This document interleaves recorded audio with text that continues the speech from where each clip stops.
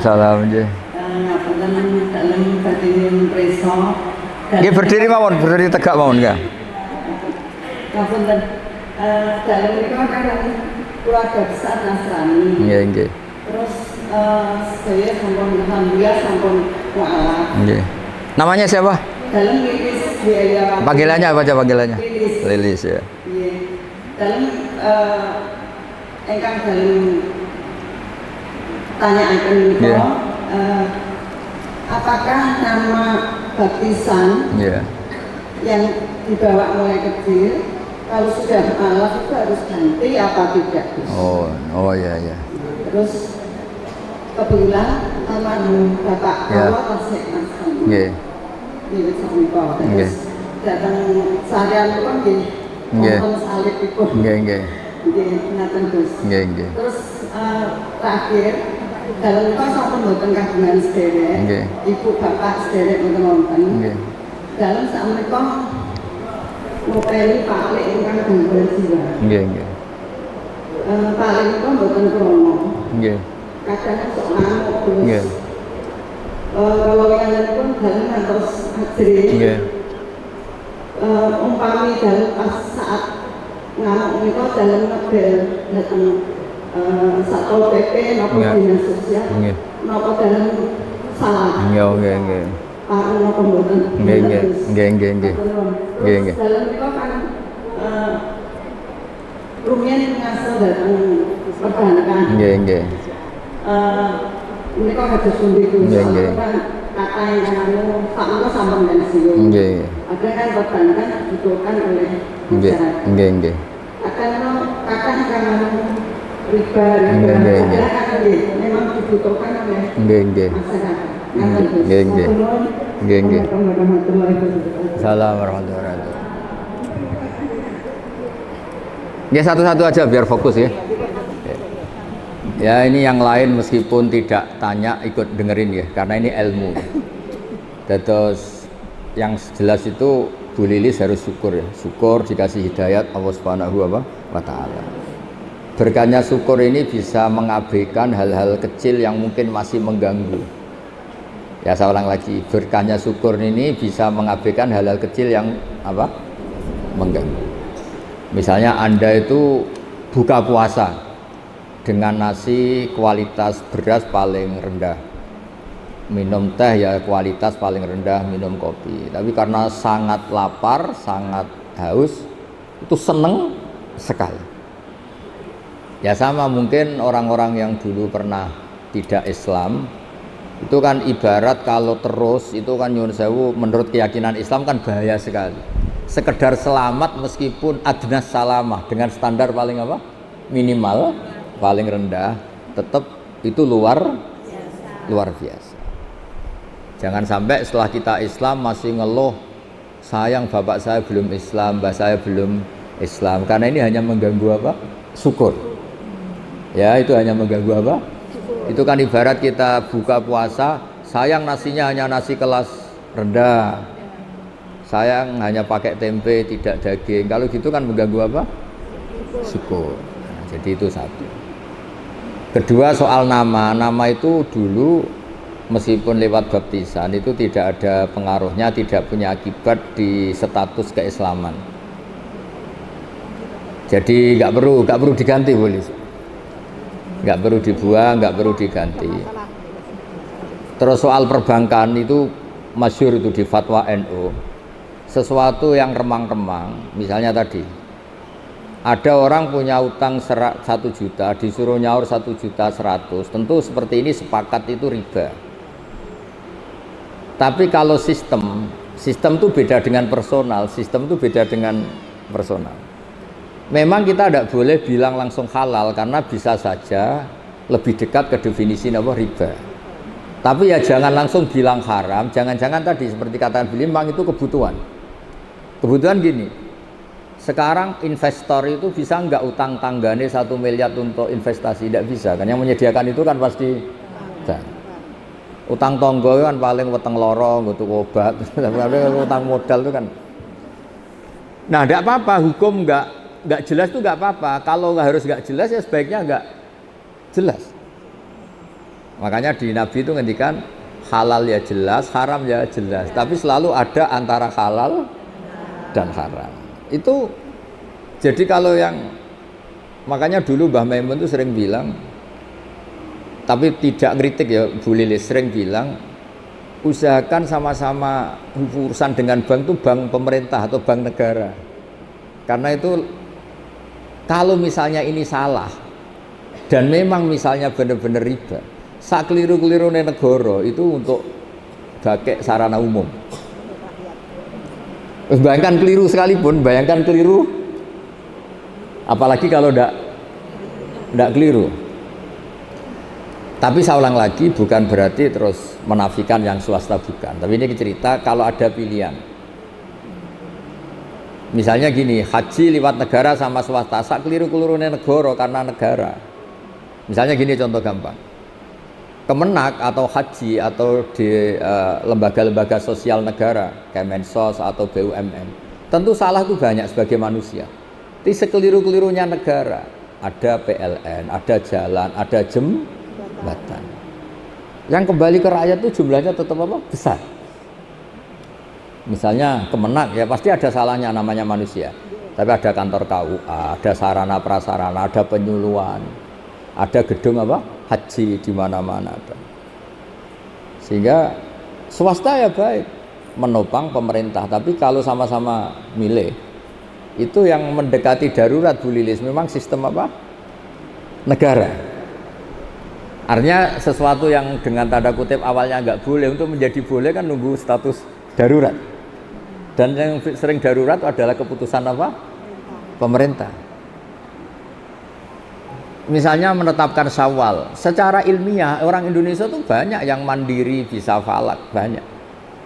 Tapi kan subjektivitasnya tinggi. Makanya kemarin yang Kemis saja ada, bukan sekedar yang Jumat, yang Kemis saja ada. Ya kan? Nah, ikut pemerintah itu menjadi lebih baik, tapi tidak harus juga di bab Syawal. Pemerintah sendiri kan membolehkan beda. Pemerintah sendiri membolehkan apa? Beda. Ya jadi Bu Lilis, kalau masalah perbankan itu sudah didiskusikan, tentu ada kadar lebih yang pengganti administrasi sebagai pekerja, ada lebih yang karena memang mendekati definisi riba, itu kan kita tidak pernah tahu. Lebih itu kan ada lebih yang karena memang terus nilai uang, kan macam-macam. Nah, menurut saya hal yang kita tidak harus tahu persis, nggak apa-apa kita bilang.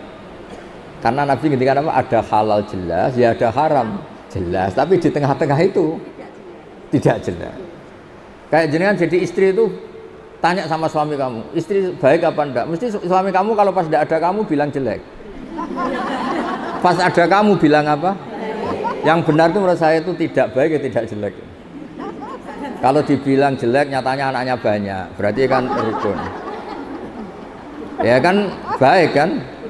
Bisa kumpul anaknya banyak. Dibilang baik, ternyata suami kamu tambah hari tambah elek, tambah trauma, tambah dan dekati musibah lah. Jadi sesuatu itu yang tidak jelas itu nggak apa-apa kita bilang nggak halal haram, jangan bilang wah berarti ini nggak tegas. Nggak bisa seperti itu. Ada hal-hal yang memang nggak perlu kita.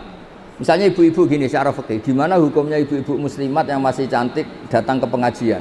Sama lihat di kitab fikih itu diharamkan selagi mungkin bisa tanya sama suaminya atau kiai setempat yang nggak perlu keluar ke arisalah. Tapi misalnya itu dipraktekkan, mana ada wong itu ngaji mbek tanggane ora seneng mergo ora iso kluyuran. Aku yakin, nggak sama jawab ya. Ngaji di sini sama datang ke Rembang seneng mana? Seneng ke Rembang karena kluyuran. Ternyata apa? Wisata religi itu ada wali orang Tuban, kan ada walinya Sunan Bonang. Tapi ya seneng saja kalau ziarah ke Syarif Hidayatullah, kan ada keluyurannya. Kalau dia seneng wali kan cukup wali tetangganya kan bisa. Tapi kurang asik. Tapi yang Cirebon nanti ke Tuban. Jadi untuk bertanya hal-hal kecil sebenarnya bisa, kiai tonggone sampean itu bisa. Tapi kan nggak keren orang yang pondok internasional Arisalah. Jadi itu manusia, apa itu nama? Penjelasannya itu baik apa enggak? Ya sudah, enggak usah dijelaskan. Nggih ngoten Bu Lilis nggih.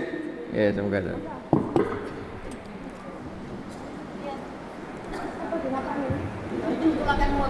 Mas. Assalamualaikum warahmatullahi wabarakatuh. Waalaikumsalam. Kula bukan Mas saking Mondo. Nggih, Mondo itu mana nih? Salam takbir Nggih. Gusdaan. Oh, nggih. Dumateng Umi Aina, Neng Mila, Neng Pia, nggih salam takbir. Nggih. Kula nyuwun pangapunten tasik. Gus Sofa saking ngamun. Ah, engko mutung. Bapak izin kemarin mboten saged rawuh, ngapunten ingkang kathah. Nggih. Ingkang kula pertanyakan niki tentang wudu, Gus. Nggih. Syarat sahnya sholat itu kan wudu. Wudu itu ada 4 rukun sampai tertib. Nggih. Nah, sedang orang Islam itu mau sholat itu harus wudu dulu. Dan kita itu untuk melihat sahnya wudu kita, sahnya sholat kita, untuk melihat cahaya aura wajah kita. Nggih. Gus. Nggih. Kalau manusia itu ada yang putih dari Allah Subhanahu wa Ta'ala. Nggih. Ada lagi yang dari skincare. Nggih. Yang saya tanyakan, bagaimana untuk melihat wajah yang bersinar dari air wudu dan sholat kita diterima. Sampun matur suwun. Wassalamualaikum warahmatullahi wabarakatuh. Oh, nggih. Ah, ini begini ya. Ini kan kita diajarin untuk jadi juri. Pertanyaannya harusnya kok untuk kita tahu gimana, harusnya enggak untuk menjadi sah, kok malah juri. Berarti saya harus nunjurin ini wajah wudu apa wujud sehat? Wajah skincare. Ini yang wajahnya padang karena punya uang apa karena wudunya benar?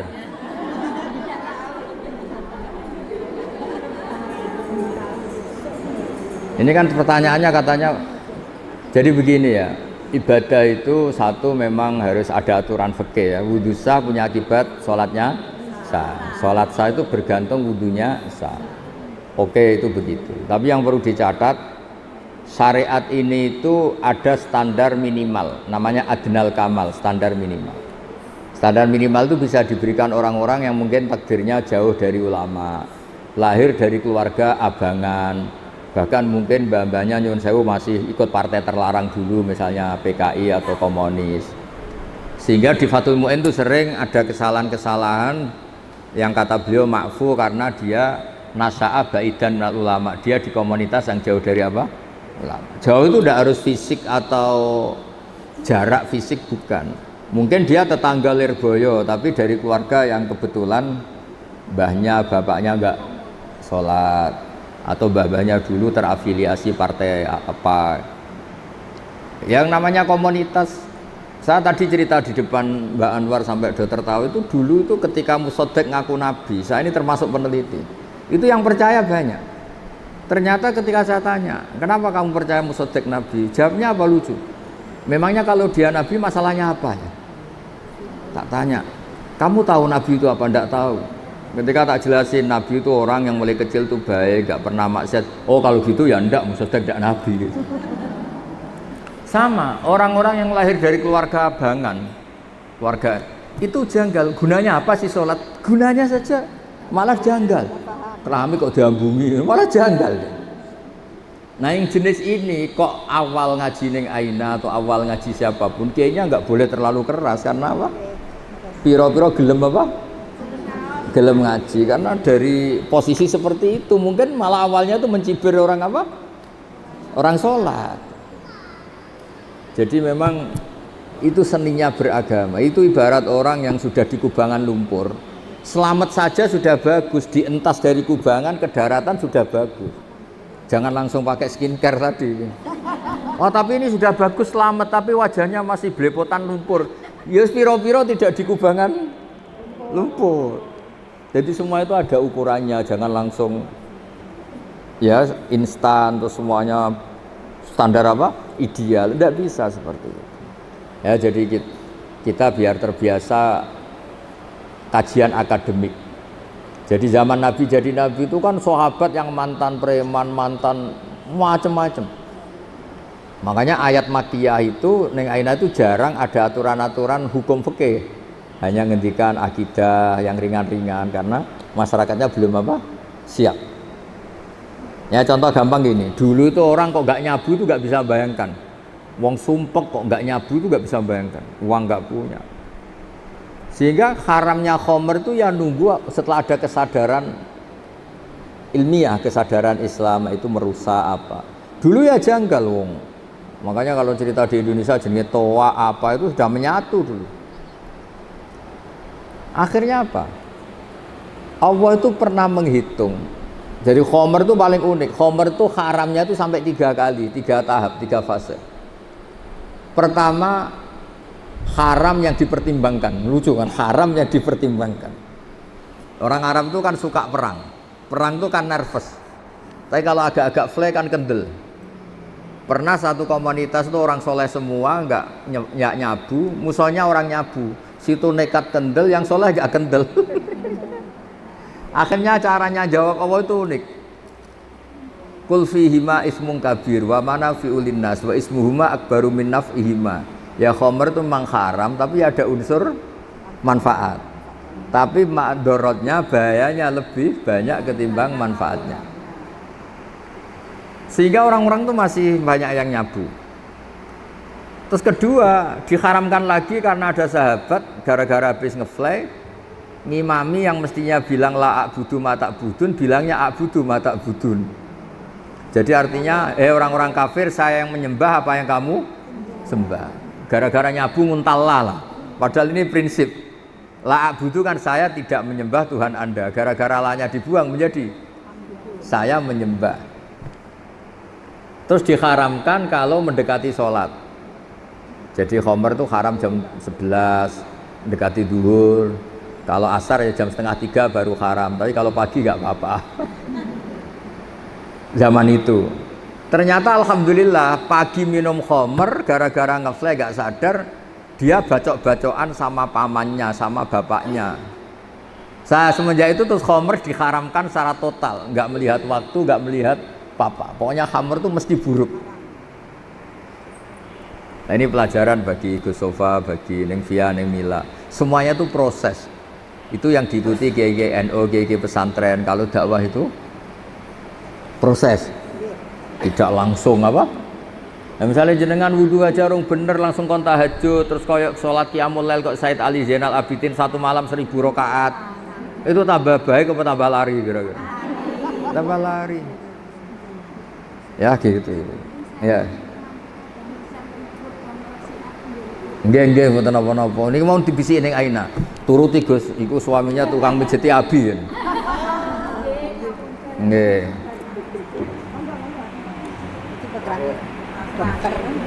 Dokter tentara. Oh nggih. Nggih. Berdiri mawon nggih. Berdiri tegak mawon mboten napa-napa nggih.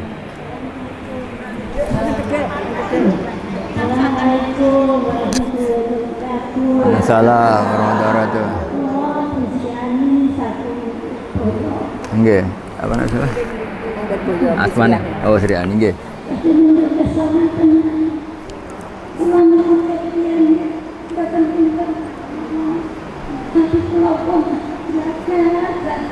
Nggih.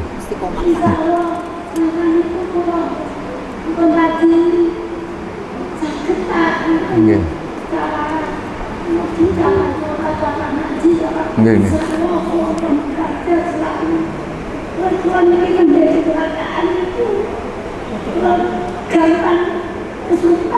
Nggih. Mungkin cara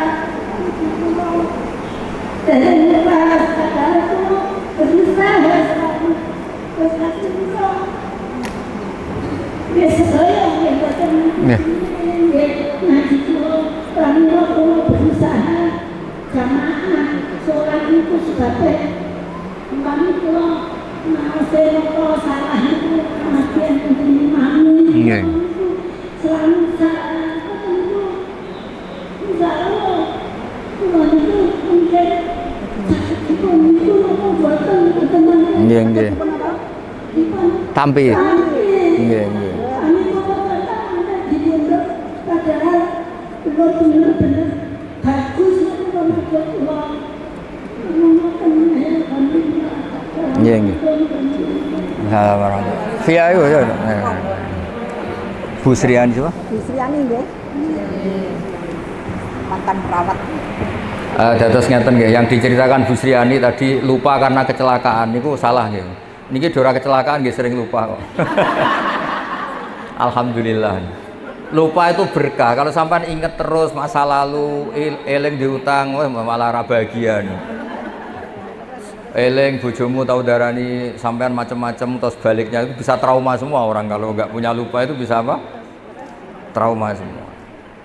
Pokoknya eling mantan terus malah rusak kabeh. Jadi lupa itu bagian dari berkah. Ya lupa itu bagian dari apa? Berkah. Nah, makanya ada al-insan mahalul khotok wanisya. Jadi manusia itu tempat lupa. Jadi kalau nggak lupa malah apa? Malah bahaya. Itu ada seorang suami istri nggak lupa terus. Harusnya saya tidak dapat kamu. Dulu mantan saya lebih tampan. Yang suaminya bilang harusnya saya sudah dapat kamu. Mantan saya lebih cantik. Itu bahaya. Itu orang nggak. Itu gara-gara nggak apa? Nggak lupa. Jadi maka bahagialah bangsa yang sering lupa. Loh coba kalau nggak lupa itu repot. Coba kalau Indonesia tuh orang Indonesia ingat kalau negara ini punya utang banyak, bahagia enggak? Berkahnya lupa ya sudah baik-baik saja. Mulai zaman awal ada Indonesia sampai sekarang utang banyak ya baik-baik saja. Saking banyaknya rahmatnya Allah Subhanahu wa ta'ala. Jadi gini Bu Sriani ya, ada ijazah ini sekaligus saya ijazahkan jenengan. Ibadah itu mulai dulu dari kita, apapun benarnya menurut fikih sebetulnya tidak pernah ideal menurut Allah Subhanahu wa ta'ala. Meskipun secara fikih kita benar. Karena pasti ada hal-hal yang kita tidak benar. Makanya doa Nabi yang sering diajarkan ke kita itu apa? Ya Allah, jika saya tidak layak mendapat rahmat Engkau, maka rahmat Engkau yang layak mendapatkan kita. Sama tahu semut? Semut itu kalau jatuh di jurang atau keledai, mergane aina lagi duwe apa? Keledai, badhe dilelang gitu. Misalnya gini, ada keledai atau kambing kecil jatuh di jurang yang curam, bisa naik enggak? Enggak. Tapi kalau dia bilang enggak mungkin ke atas, itu bohong, ya bodoh. Berkahnya orang lain atau ditolong tim SAR atau sekarang damkar ya, pemadam kebakaran. Nyatanya selamat. Banyak kan cerita di TV-TV itu sapi jatuh ke sumur kedalaman 15 meter. Akhirnya selamat apa enggak? Karena dia apa karena ditolong? Nah, hubungan kita dengan Allah seperti itu Bu Sriani. Mungkin amal kita tidak ideal, tidak benar, tapi rahmat Allah yang akan menolong kita. Makanya doanya itu ya Allahumma illam akun ahlan an ablugha rahmataka farahmatuka ahlun an tablughani. Itu doa yang diulang-ulang Nabi dia ya Allah, jika saya enggak layak mendapat rahmat Engkau yang layak mendapatkan kita. Ya coba kayak Bu Lilis, pernah enggak misalnya kecilnya minta jadi muslimah? Enggak pernah kan? Tapi ketika Allah menghendaki, tahu-tahu jadi. Aku yakin Neng Aina kecilnya ini kan anaknya Kiai, enggak pernah ingin jadi dokter. Bayangkan ya jadi Neng, jadi Kiai, sing iso ngongkon-ngongkon apalah pokoknya ya. Gitu. Tapi nyatanya Allah menghendaki jadi apa? Dokter. Lewat jalur dosanya takut, tapi kan tetap jadi. Makanya Anda tidak usah putus asa. Semut misalnya, semut bisa nggak ke Amerika? Cara lahir nggak bisa, beli tiket nggak bisa, ngurus paspor. Tapi dia itu kebawa koper orang yang mau ke Amerika. Kebawa koper orang sampai Amerika enggak? Nah makanya Anda jangan pernah putus asa. Kita ini punya Tuhan yang Rahman Rahim. Mungkin amal kita tidak cukup untuk mendapat surga, tapi rahmat Allah menjadi kita cukup untuk mendapat surga. Makanya di akidah kita apa? Mlebu swarga itu mergo fadhole Allah Subhanahu wa ta'ala. Jadi masuk surga itu karena rahmatnya Allah ta'ala. Terus yang terakhir itu ada analogi bagus. Ada orang Bani Israel itu ibadah. Zaman itu orang kan umurnya panjang-panjang. Saat itu orang itu biasa umur sampai 200 tahun, 300 tahun. Dia tuh gak pernah maksiat nih. Ibadah terus gak pernah maksiat. Jadi nggak pernah marah sama orang, ngamuk kiai. Saya ini kan tamu disuruh-suruh, nggak pernah salah. Pokoknya orang nggak pernah salah. Bawaannya tuh bener terus. Ya secara teori etika itu kan tidak ada, tamu disuruh-suruh itu kan tidak ada. Itu etika Jawa yang nggak ada, etika Islam juga nggak ada. Nggak ada benernya itu sebetulnya secara teori itu nggak ada. Yang bener saya, orang baik saya. Meskipun tahu itu nggak pas tetap nurut. Itu kalau nggak orang baik nggak bisa. Terus dia itu masuk surga, mau masuk surga ditanya sama Allah. Ya anggap saja ibadahnya itu 500 tahun, memang dicerita 500 tahun. Kamu tahu kenapa masuk surga? Iyalah Gusti, saya kan tidak pernah maksiat. Saya kan nggak pernah maksiat, hidup saya tak penuhi dengan taat, jadi saya layak masuk surga. Apa kata Allah? Lucu katanya Allah. Ya silakan ada di surga 500 tahun. Loh kenapa Gusti? Infonya surga itu selamanya, kenapa harus 500 tahun? Karena Anda berkeyakinan surga Anda karena amal Anda kan 500 tahun, kan sudah impas di surga 500 tahun. Yang abadi itu rahmatku, yang abadi itu fadlku. Kalau amal kamu pasti terbatas. Saat itu juga dia merevisi tidak Gusti, saya masuk surga itu hanya karena rahmat Engkau. Artinya apa? Teori yang mengatakan surga itu segala-galanya karena amal pasti tidak cukup. Yang cukup adalah fadlnya Allah Subhanahu. Coba misalnya jenengan seperti ini ngaji, kan kata jenengan baik. Coba sekarang tanyakan suami Anda yang mungkin sekarang baru nyari Anda. Dasar bojo keluyuran.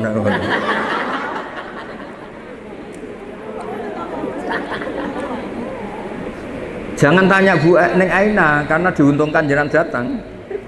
Terus kayak bunyai tenan keren lah. Tanyakan anak kamu yang mungkin sekarang berharap Anda bikinkan mie. Terus tak tanya, ibu kamu kemana? Bilangnya ngaji apa keluyuran? Ngaji. Terus dia tanya, baik apa enggak? Baik apa? Saya terlantar gitu. Jadi ada sisi baik sosial itu. Makanya di kitab Hikam itu ada keterangan. Manusia itu apa? Orang yang ketika baik saja buruk, apalagi ketika buruk. Misalnya jenengan punya toko laris manis. Prestasi apa enggak? Tanya toko sebelah. Anda naik pangkat, baik. Tanyakan yang kamu langkai. Jadi asal ilmu sosial itu tetap ada masalah yang menyertainya. Makanya pernah ada orang tanya ke saya, orang kaya, Gus doain saya ini jadi orang kaya raya, nanti saya ngerawat 1000 anak yatim. Dasar orang kaya bodoh kata saya. Kok bisa Gus? Itu kalau Allah menyembadani doa kamu harus bunuh 1000 bapak. Karena untuk menjadi yatim bapaknya harus mati dulu katanya. Berarti kalau ada orang orientasi ya Allah saya ingin kaya biar umat orang miskin 1 miliar. Berarti sama dengan juga bilang miskinkan 100 miliar orang, nanti saya rawat. Ada unsur buruknya apa enggak? Jadi asal ilmu sosial itu pasti ada sisi apa? Ada sih. Nah, seperti ini nggak mungkin cukup membawa kita ke surga. Yang bisa membawa kita ke surga abadi hanya fadlnya Allah Subhanahu wa ta'ala. Coba kamu misalnya suami kamu baru butuh jenengan, terus dengar, wah nggak bisa diganggu, baru tahajud. Bagi suami kamu itu problem apa ibadah? Problem. Wah sekarang istri saya nggak suka tidur sama saya, sukanya tahajud. Dianggap problem apa? Baik. Problem. Kamu punya utang, waya nyaur, nggak nyaur ke bank bayar malah tahajud atau duha. Tanyakan pegawai bank. Jadi selagi di dunia itu tidak bisa. Makanya harus kita yakini kita bisa begini itu karena Allah Rahman Rahim. Ya sudah kita melakukan suatu sesuai prosedur fikih, tapi yang menjadikan semuanya baik-baik saja karena Allah Rahman. Indonesia itu harusnya sudah bangkrut mulai dulu. Dijajah bareng latihan bernegara ya gini sampai gini. Tapi berkatnya Allah Rahman Rahim ya baik-baik jajah. Diumumkan hutang negara banyak, yang nonton ya tenang, sudah tahu ya. Itu tidak hanya hutang negara, kita hutangnya juga banyak, tenang. Sehingga kita jadi bangsa yang kuat. Itu ya kabeh fadhole Allah Subhanahu wa taala. Ya jadi jelas ya tadi orang itu yakin ibadahnya yang menjadikan masuk dia surga. Terus sama Allah, ya sudah kamu di surga tapi 200 tahun saja, 500 tahun saja. Kenapa Gusti? Katanya surga selamanya. Karena amal kamu terbatas, sehingga pahalanya juga harus terbatas. Yang tidak terbatas itu fadl saya, rahmat saya. Oke, ngoten. Assalamualaikum warahmatullahi wabarakatuh. Ya. Ini harus ada fikih baru. Artinya gini, kalau ada salam kan dijawab. Kalau ini enggak, sekedap. Ayo jawab dulu.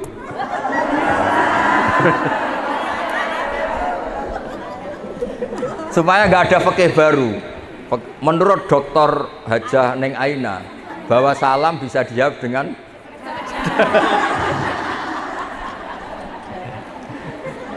gimana Neng? Yeah. Kan perempuan itu kan nggak wajib memasakkan lapangan.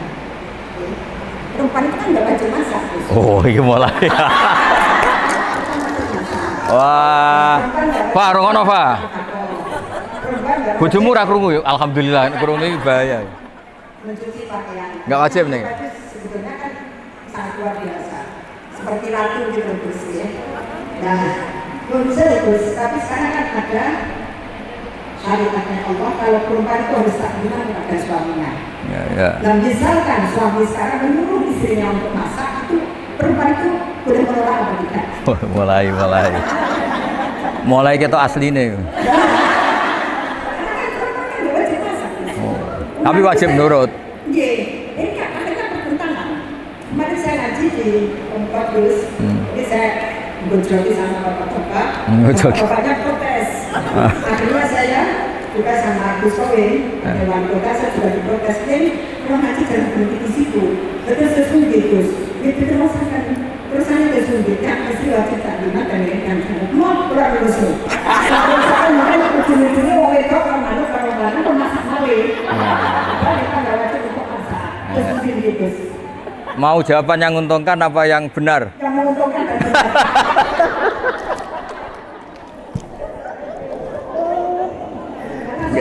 Enggak, ini jawabannya itu yang menguntungkan apa yang benar?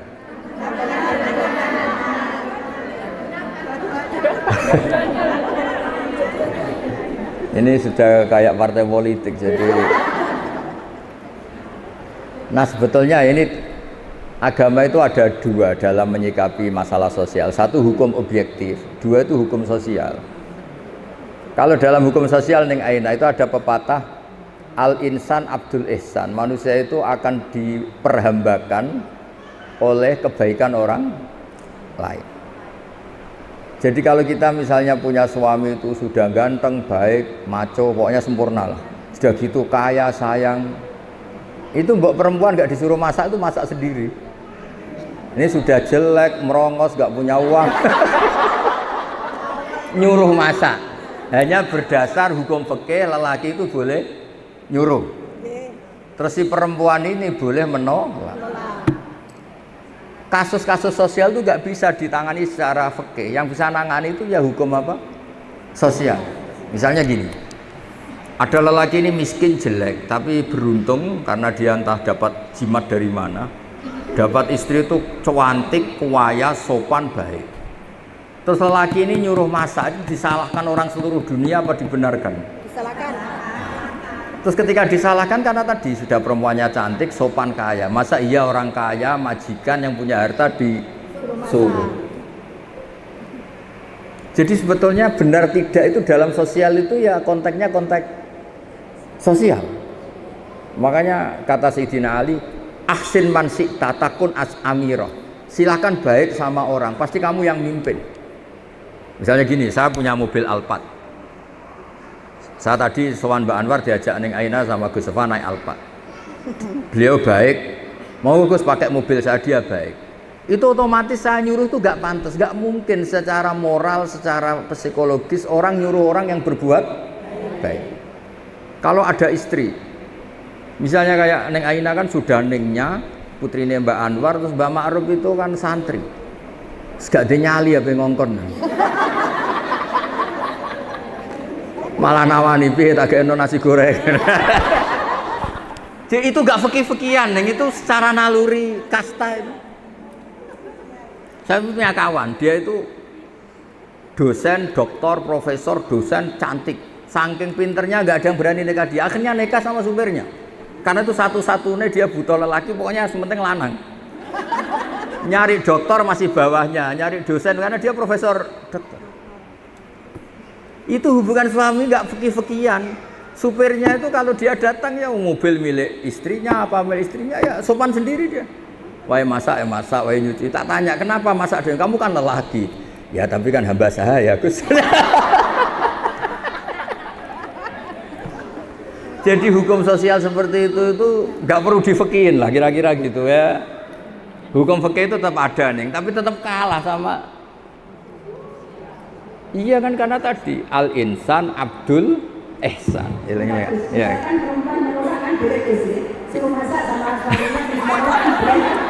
Ya sudah, khususnya enak boleh. Pokoknya ya ini khusus ya. Ya dan yang sejenis neng Aina.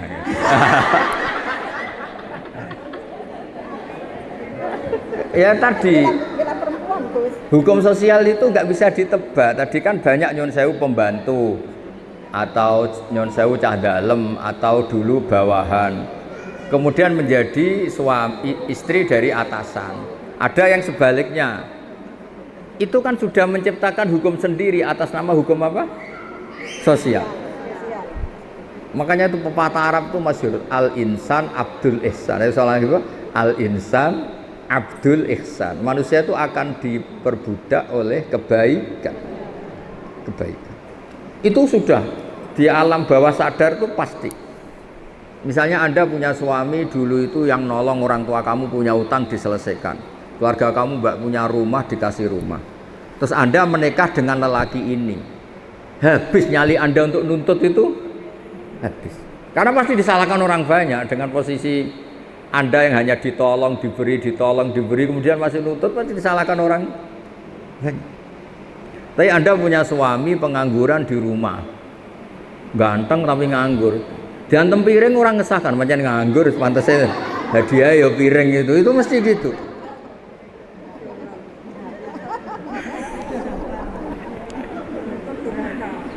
Jadi intinya itu Neng, ada hukum-hukum yang nggak bisa, makanya Nabi itu unik. Ada sekian hukum Islam yang kata Nabi itu diselesaikan pakai apa? Sosial. Makanya ketika Nabi mensifati orang baik itu apa? Alladzina yunfikuna fis-sarra wad-dharra, orang yang suka berinfak masa susah maupun senang. Wal kadhiminal ghaidha, kalau emosi bisa ngempet. Wal afina 'anil nas, kalau kecewa mudah memaafkan. Yang bisa menyelamatkan kita itu hukum sosial. Kalau saya hubungan dengan Neng Aina itu misalnya terus pakai saya ini kiai besar kok disuruh-suruh, habis hubungan itu. Tapi berkahnya saya ini berakhlak karimah. Maka baik-baik. Kamu bisa bayangkan ada kiai 5 menit belum duduk ngaji Gus ya.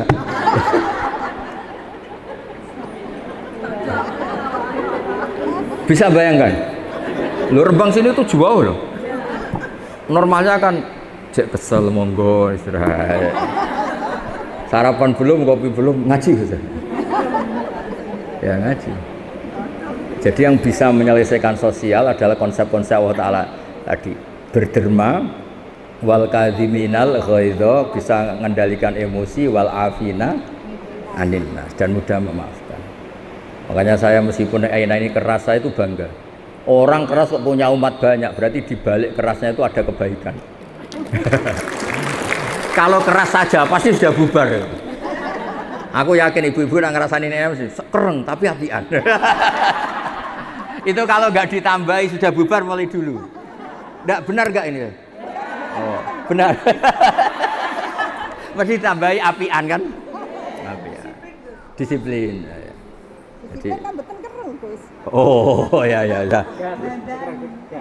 nggak jadi disiplin ya. Kayak militer itu. Tepat waktu. Ya jadi saya mohon berkahnya ngaji ini jenengan ngerti. Jadi ada fikih hukum formal, ada fikih apa sosial. Misalnya Anda punya suami yang angkuh, yang wangkot. Mungkin kamu kandani nggak ngandel. Kalau ke bapak saya gini, bapak saya Kiai Nur Salim. Nak ana wong sombong hak dongakno utange akeh. Engko ora ndek akhlak dhewe. Bisa enggak kamu punya suami wangkuh, terus dia butuh uang pinjem kamu 10 juta. Langsung berakhlak apa enggak? Dididik dikandani kiai ra ngandel kan. Dongakno itu utang terus butuh kowe. Itu bukti nih bahwa hukum itu enggak semuanya bisa menyelesaikan apa? Masalah. Malah ndonga sampean bojomu butuh kon, butuh duit. Terus dongakno ra iso nyaur. Oh itu kamu perhambakan jalan itu. Bisa hamba sahaya itu. Banyak kan orang bengal, kumisnya sekolah apa. Ini gara-gara punya utang sama orang pincang. Matur nuwun, matur nuwun. Padahal ini pincang, tapi yang ngutangi. Artinya orang tuh pasti tunduk. Makanya kalau punya suami angkuh, dongakno diutang.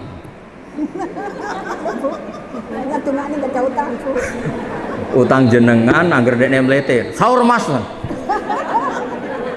Insya Allah milih korah-korah, milih nyuci daripada daripada ditagih. Nggih mboten.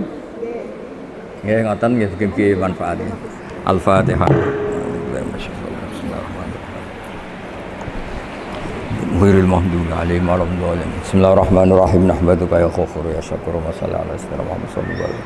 Allahumma ij'alna aminin mutma'innin alladzina la khaufun 'alaihim wa lahum yahzanun. Rabbana atina fid dunya hasanah wa fil akhirati hasanah wa qina adzabannar. Alhamdulillahirabbil alamin.